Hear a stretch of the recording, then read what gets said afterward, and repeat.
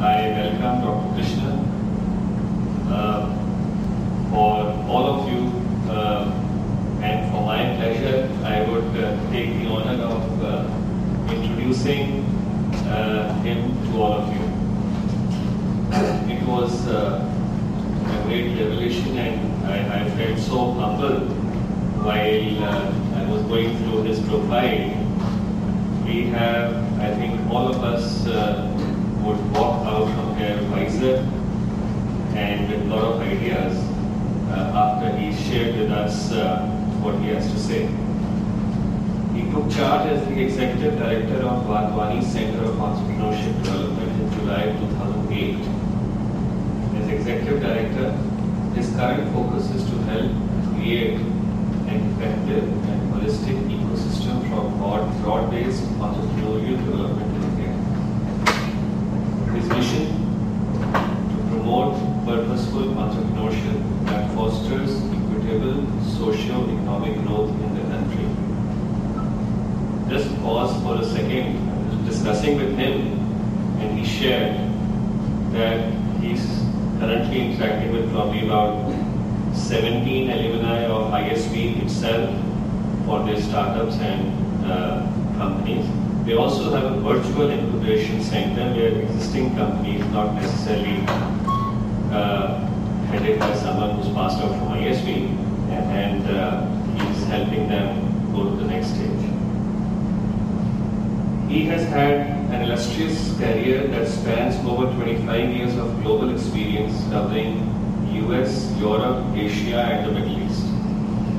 Expertise that covers from R&D to product management to marketing and also new markets expansion and management, including joint ventures in Europe, South Korea, Japan, and India.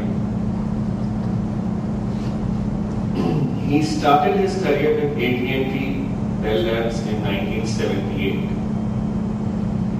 In 1986, he assumed a new role as General Manager at AT&T International and played an active role in global expansion efforts.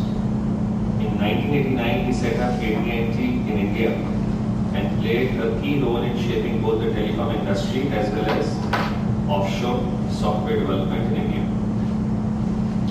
During his tenure as the CEO of AT&T in India, he also helped found the American Chamber of Commerce in India and was elected its co-chairman for 5 years.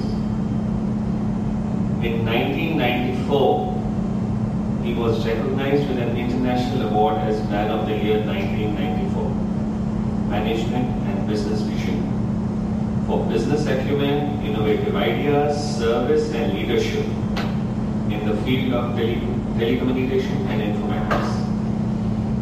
This award was conferred for his efforts in globalization of technologies.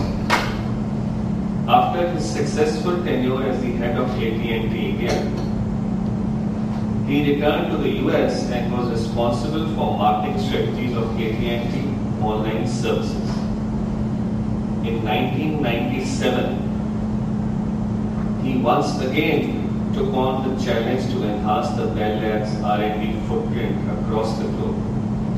He set up India R&D program for Lucent and was responsible for R&D centers in Bangalore, Hyderabad and Egypt, as well as satellite centers in Ireland, UK and Germany. I did not see any reason in even cutting out even one sentence or word, because each word and each sentence and each event in his life, I think, happened much earlier than the world even started on the path of globalization or technology and whatnot. He had received an MS in Computer Science and PhD in Electrical Engineering Computer Science from the University of California, Berkeley. He also has an MBA in Finance and International Business from the University of Chicago. He also received advanced executive management training from INSEAD, France. Prior to going to UC Berkeley, he received his MTech from Indian Institute of Science, Bangalore, and BE from Andhra University in India.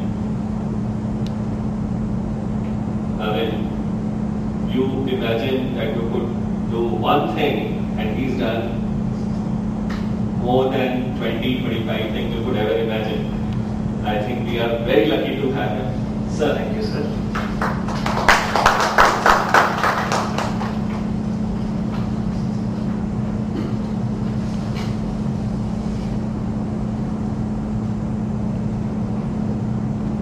Note this mic, I take it. What I would like to do is, I have lots of slides, and I have not intended to go through all of that. If anybody wants it, I can leave a copy behind it. That's not it. What I would like to do is spend maybe, sort of give you the highlights of what is the scope of things that are to come and where each one of you can potentially play a significant role. And then leave enough time for more interactions rather than just giving a talk. Probably, I'll talk about 40, 45 minutes. And then we can have interactions. And if there are any specific areas that any one of you want me to emphasize more, then I can go back to my slides and do that. Rebuilding next generation businesses. I guess the question you have to ask is, why do you say rebuilding as opposed to building? Again, I'm going to pose some questions, but I'll come back and answer those things in the course of my talk. The second thing is India.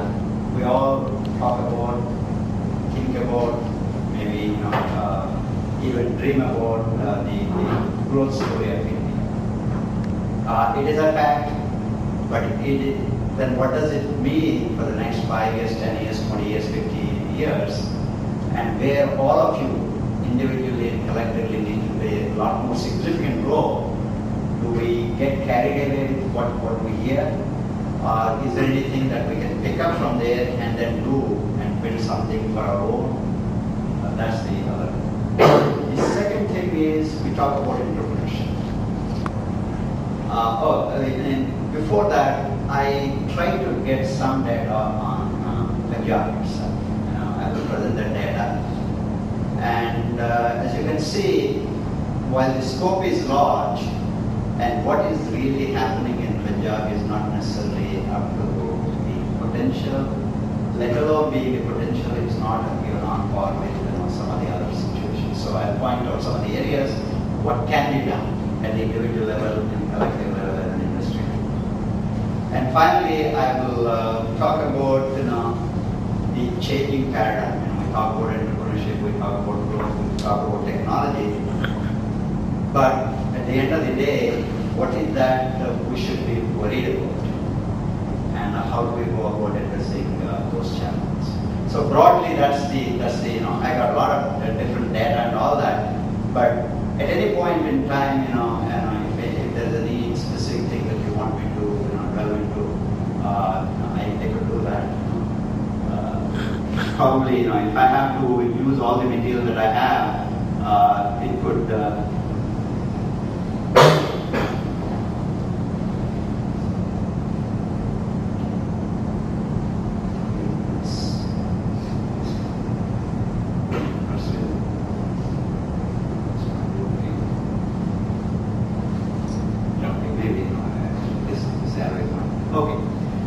Just in less than 5 minutes, I'll give you some trends in it. And again, most of the things that I'm talking about cannot be news to you, but the reason I picked up some of these numbers is to put things in context, not necessarily that we are. As you can see, the GDP prospects for India, by about 2020 is a lot higher. India is going to move to on a PPP basis into the fourth position in the world.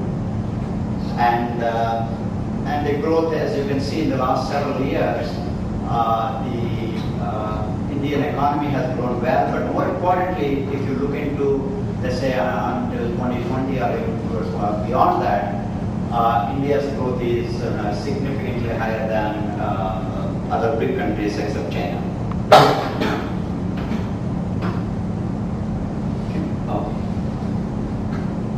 And Indian economy has been robust and despite the global crisis, and now it's about $4 trillion on PPP basis. Now the actual number may be 4 trillion or less than 4 trillion. That's not what is important. And what is important though here is if you take that economy and if you project it to for the next 5 to 8 years, it is going to double the 8 years. It's going to double. The economy is going to double. But on the other hand, if you take all the existing companies, large, medium-sized, not the startups, I'm talking about existing companies, public sector, private sector, and allow them to grow or give them the growth rate of 10%, by 2020, there is a gap of economy of 700 billion to 800 billion, which only need to be created through new enterprises or growing very small enterprises, micro enterprises in Toronto. So that is the opportunity set we are talking about. If that doesn't happen, what would happen is India is not going to grow as everybody is expecting 8 to 9%. But if it doesn't grow and it has other consequences, which, for example, there are about 10 to 12 million people are entering into the job market every year. That's going to happen in the next, continue to happen in the next 10 years, which means we've got to create about 100 million new jobs. So while people talk about demographic dividend, it could be a nightmare if you do not channel all the the younger generation, all the people who are aspiring to move up in this socioeconomic status. If you do not, or collectively, if you don't find ways to channel those energies, it could be a nightmare.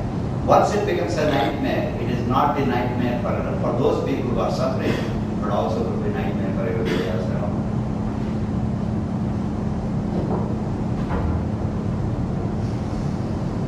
I briefly talked about India has a significant demographic advantage.